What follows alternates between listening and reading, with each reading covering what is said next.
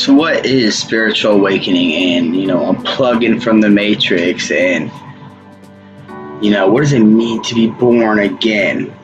What does it mean to be born again?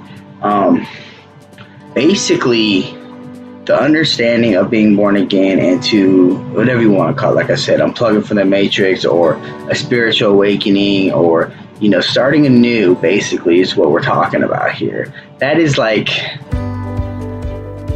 really understanding the concept of that we are addicted to our emotions from our past experiences. The hypothalamus in the brain releases peptides that go to these basically these peptide locker mechanisms, and it's your cells, and they go in there and they go in there and they lock in there. Okay, and that is our addictive habits. Every time we have an emotion, we become more and more addicted to that emotion. For example, they did a study with basically, I believe it was rodents, and what they did was they stimulated the part of the brain that released these emotional peptides, and they trained them to basically drop a lever to be able to receive this response into their brain. And so much to the effect that the rodents became so addicted to the effect of they would neglect hunger, thirst, everything, until they passed out from physical exhaustion by trying to receive this more and more and more. Now, lucky for us, we have a frontal lobe, which lets us dissect what we're doing and understand if we're doing destructive behaviors and things like that.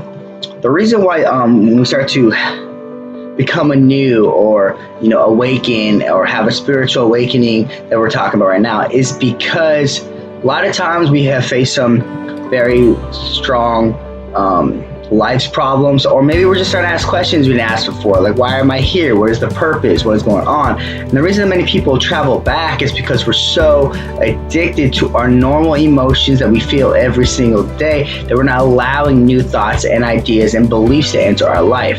So we travel into this middle ground, okay? We travel into this middle ground of how and why, and you want to move forward, but then it's kind of like a weird phase because you're letting go of some stuff that you are highly addicted to in your brain. That's just the biology, that's the neuroscience behind it, and you're trying to let that go and let in new ideas, but it's confusing for you at times, and it kind of makes you question a whole bunch of things.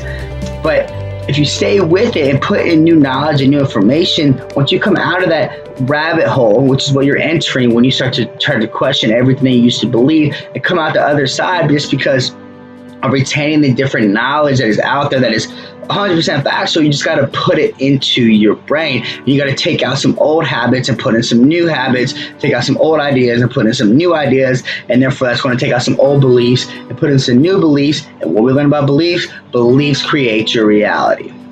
It's that simple.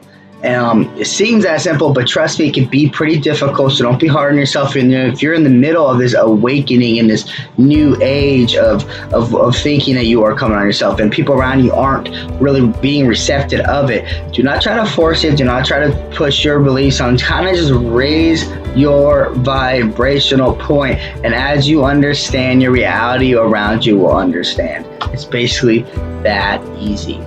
Hope this helped you if you're kind of stuck in a rut of awakening or trying to change your life in any way possible. My name is Andrew Weir, Energy, Influence, and Inspiration. Like and subscribe.